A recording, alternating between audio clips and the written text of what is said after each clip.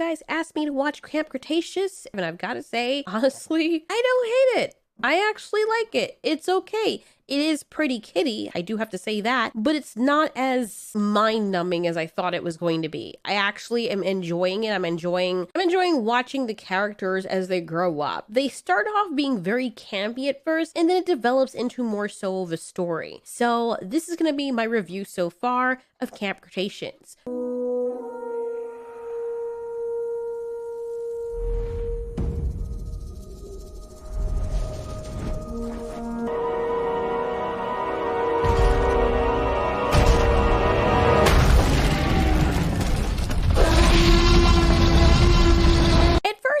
The entire thing is going to be like this from this first person hardcore Henry type of thing, but it turns out it's actually a game that this kid is playing. This kid right here, Darrius, the Littlefoot type character of the group. We start off not knowing really a lot about the characters, and they have very trivial, superficial personalities at first. This kid is basically the dinosaur nerd of the bunch. He's the one that is totally over the moon about dinosaurs, and he basically is another version of the littler kid that we see in Jurassic World. Pretty funky, man. All right, look, you do you, D. Just do it quietly. I don't want Mom on my case again for you standing up.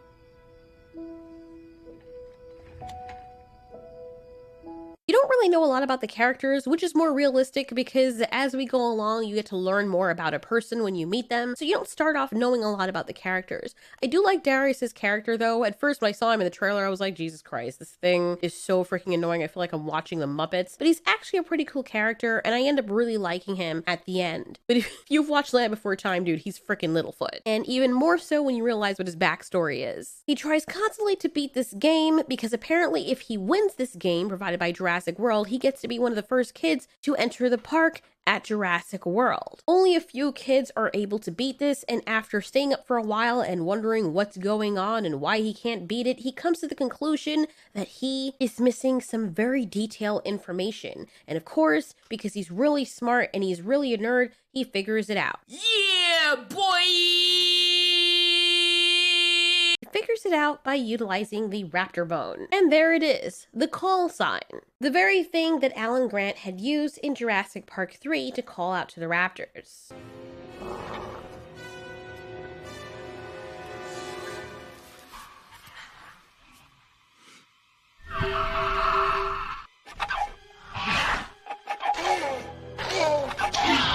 So he uses it to call the raptors, and as he calls them, they save the day. Yippee-ki-yay. After winning a ticket to Jurassic World, he meets other characters. And at first, when I'm watching all of this, I'm thinking to myself, man, this really does seem campy and very annoying.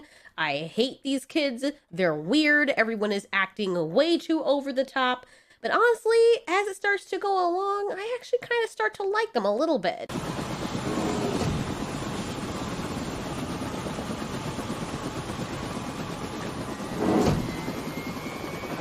Greetings, my dudes. Kenji is here, so let the party commence. Put this in my room. I think the point is that all these kids are supposed to be very freaking annoying. And let me just make this clear as well. This is not, and I repeat, this is not a story about the dinosaurs primarily. It never is. You see, well, the other Jurassic Parks were more about the experience and the adventure. This is more so about the people and their interactions with one another and how they make it out of situations. Granted, that's what the first one was about too, but this one seems to concentrate more on who the people are as, well, people. Darrius and his friends are always getting in trouble. Understandably, Darrius is really excited about being here, and he just wants to see the dinosaurs. They seem to always be making really bad decisions. They get into a whole bunch of mischief, and at first the danger feels really forced because, you know, why would you go inside a raptor pen?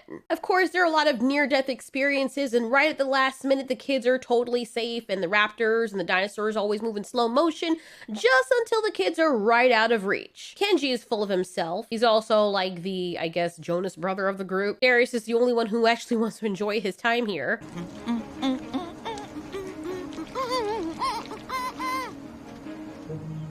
Ben is freaking weird. Like, intolerable weird at first, dude. He kind of reminds me of Hiccup from How to Train Your Dragon, but a worse version of him. And I was just wishing, like, man, this would have been so much better if Ben wasn't a part of it. But honestly, by the end, all the characters start to redeem themselves and even become likable. Dare I say it? Come here, you know. Yep, this is where the magic happens.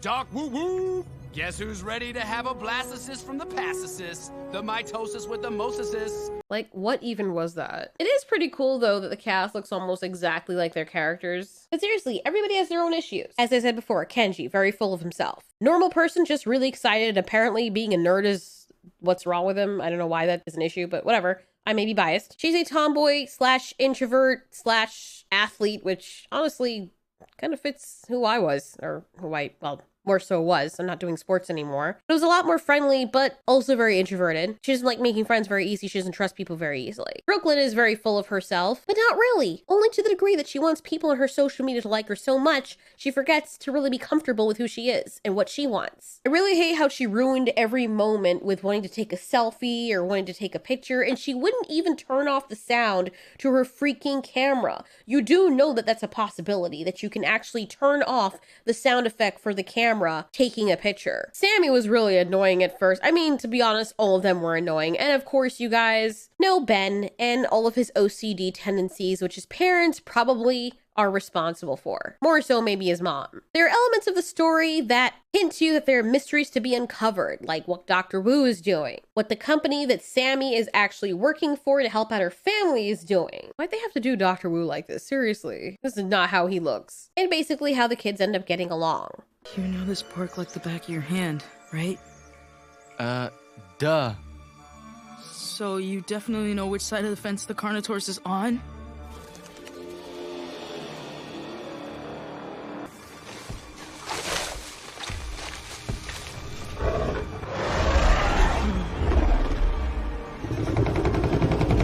In episode 2 is where we also meet Bumpy, this little baby Ankylosaurus that is said to be asymmetrical because she doesn't look the same on both parts, and apparently Dr. Wu throws his shit because of this.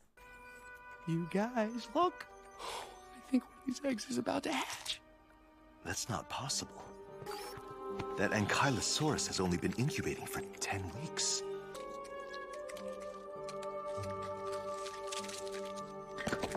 Ugh. See, like right there. What would have happened if the kid hadn't been there to freaking catch it? Clinical trial results. Classified. Jackpot.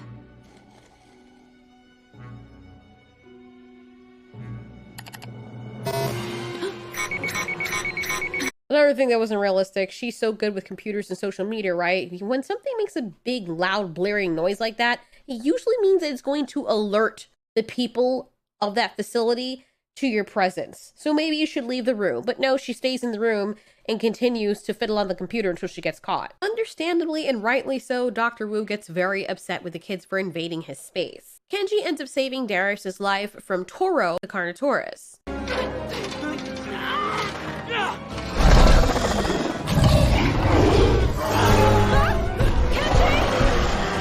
you kidding me, Kenji?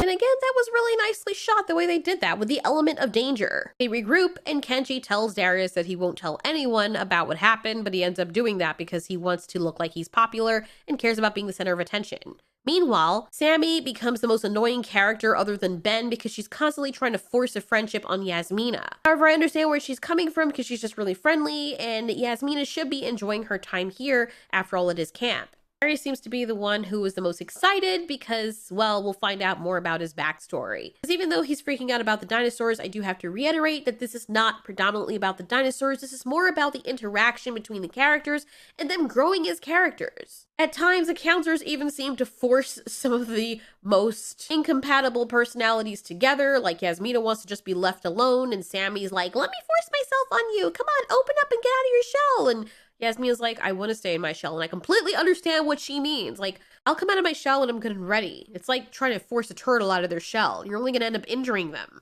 Oh, and steady wins the race. I'm really getting the hang of this. One of the worst incompatibilities is seeing Brooke being paired up with Darris, who just wants to take everything in, and Brooke is absorbed by her phone and what's going on in her social media, and just very annoying, to be honest. Like, she kills it for everyone. She'll take a good moment and then ruin it. Being stuck in the gyrosphere with Darris, we come to understand where her thinking lies. What is her motivation for acting the way that she does? And I'm not like you.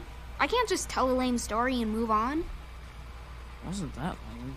Trust me, it was. It totally was, but you're not even fazed. I just need people to like...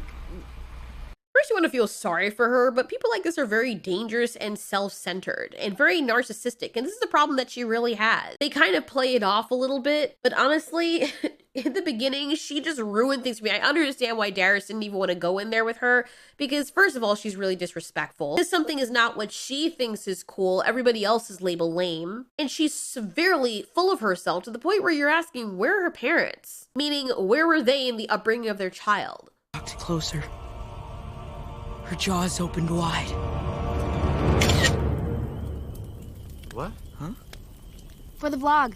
What I really don't understand is if they're right by the fire, why in the hell do you need a flash on your camera? It's almost like she's trying to be rude. With the same refreshing taste as the original.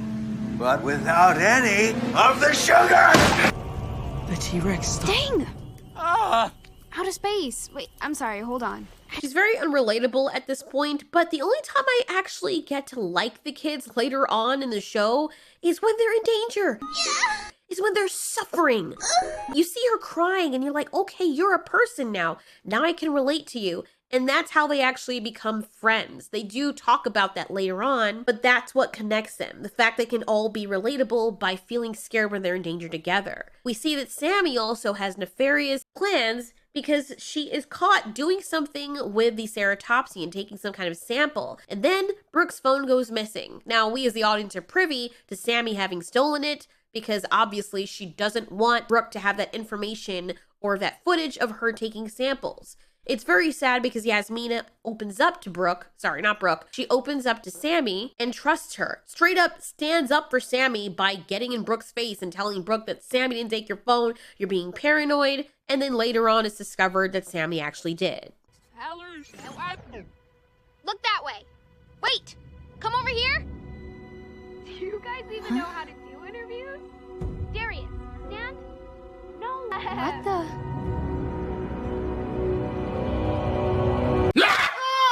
Stop! I could have dropped my croissant! I also enjoy Darris'S backstory. Usually when you have family members that are shown being really nice and really cute and really close to the main characters and they're not there anymore, you find out that something bad is about to happen. You're going to get your heart broken. And unfortunately, we find out that Darris's father is actually really sick. The reason why Darris wants to enjoy Jurassic World is because it's something that they always planned together. Unfortunately, Darris's father didn't make it. I know I said that weird, but I do like that they piece it together as the show progresses. They don't just give the whole story there. They're basically allowing you to get to know Darris the way that you would if you were getting to know a real person. Why does he look like Mike Epps? Despite all that heartbreak, Darris is trying to keep everyone together so they can all enjoy this experience with him. I was a little confused at first because I was like, did all of this happen like before the events of Jurassic World? But when we realized that the asset is out of containment, it's very evident that all of this was happening during the events of Jurassic World. Maybe these kids won a free ticket because they beat the game and everyone else had to pay for it. This is where things get really exciting because the fear level is just amped up when we see the Brachiosaurus come from out of the forest. But then Darius realizes that the roar they heard earlier was not a Brachiosaurus roar. This entire introduction to the real danger was honestly really well done, and that's where it really started having me.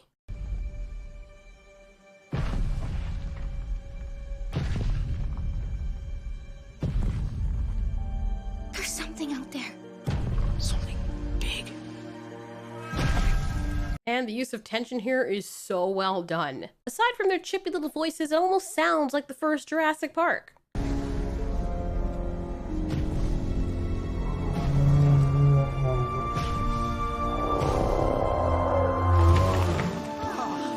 Everyone's really relieved because it's an herbivore, right? Like, that doesn't even make sense because we have herbivores today that are way more violent than some predators, but whatever. Darris has no relief though, because Brachiosauruses don't roar like the dinosaur he heard earlier. As I've said so many times before, these these dinosaurs are not novelties to these kids. It's not like dinosaurs just came out and no one's ever seen one before. Remember, we had the other movies and other breakouts of dinosaurs on the mainland. So people already know and have videos and countless clips of dinosaurs roaring, or what they should sound like. Doesn't make any sense. Brachiosauruses don't roar like that. They're more like roar, roar, roar. Didn't quite catch that. One more time. All seems safe, but shit starts to get real when a bunch of workers freaking out below them come along and try to tell them to get down. Of course, I had the subtitles on, so I heard along the lines of what they were saying. And these workers are basically freaking the hell out. Telling these kids, get down from there, what the fuck is wrong with you guys? And the kids can't hear them. You need to get down now! Hurry! You're gonna have to speak up!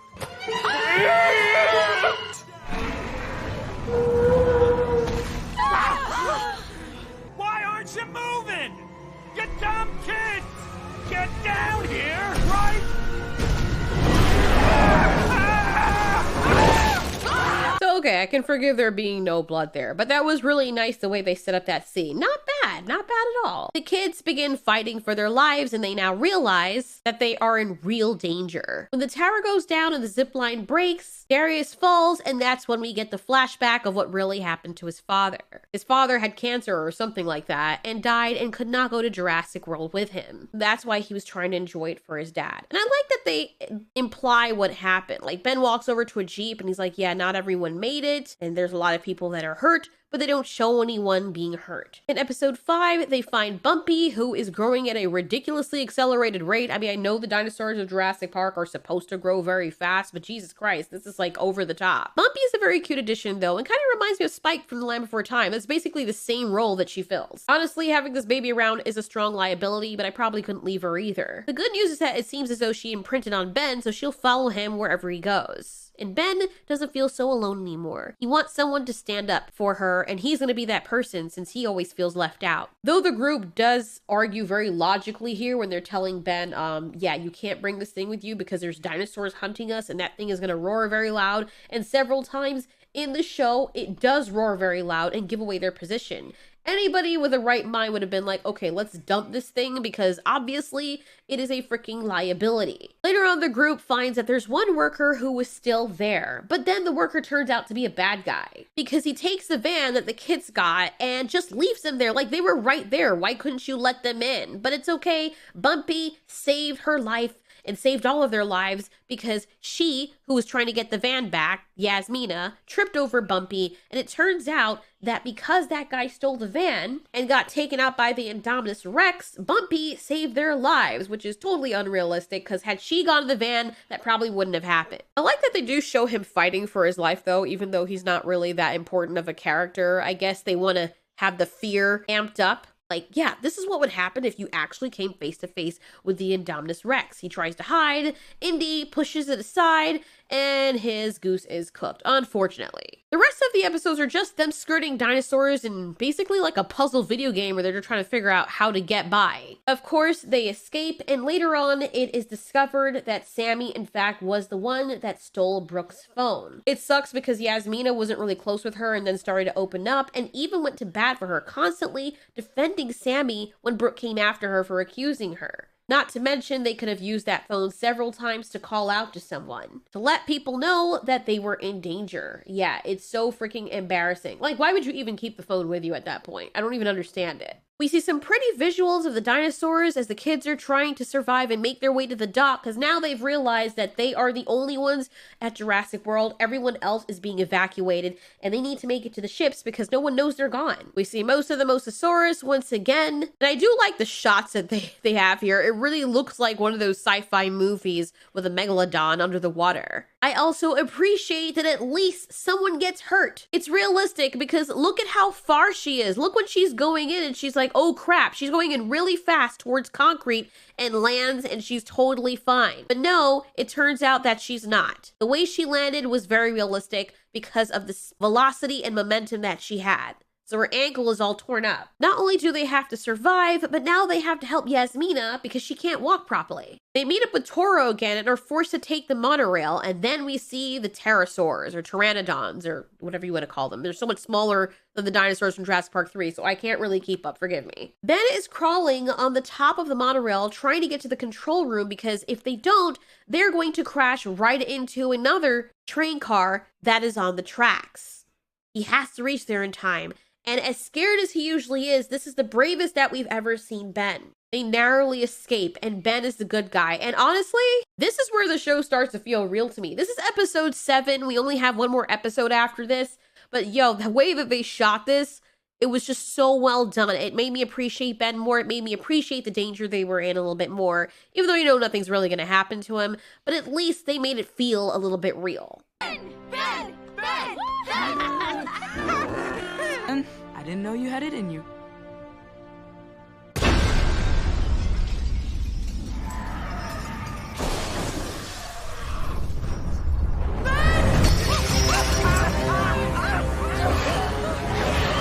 Unfortunately, now Ben is in danger. Now the group has to try and save Ben. Although I don't understand why Darris was the only one holding on to him. Why wasn't everyone rallying around him to try and pull Ben in?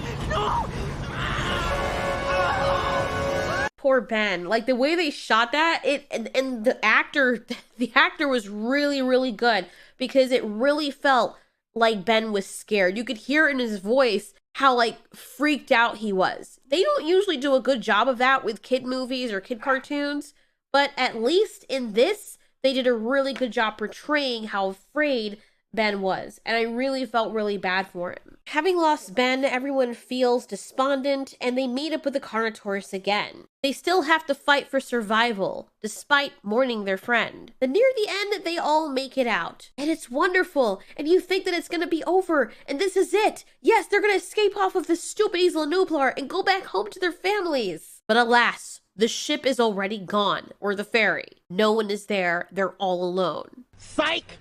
That's the wrong number!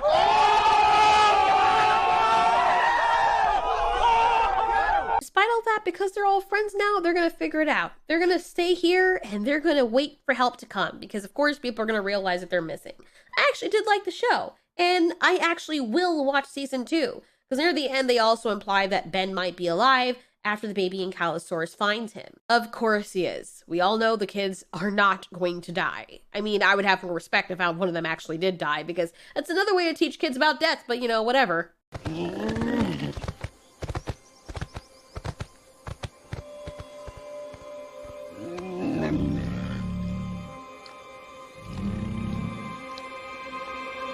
So would I recommend this show? Yes, I would. You should definitely go watch it, especially if you like Jurassic Park. If you like just straight on serious stuff, then maybe it's not for you. But I will say that they didn't take it to the full end of the spectrum where kiddiness was concerned. So definitely give it to watch. It actually surprised me. I'm glad I expected to be disappointed because, and maybe that's partly the reason why I was I enjoyed it very much because I expected to be disappointed, so there was nowhere to go but up after that point. But it was actually an enjoyable and fun experience, and I will be watching season 2 when it comes out. Let us know in the comments what you thought about it, and thanks so much for watching. This has been Ultiori. You ask, we answer.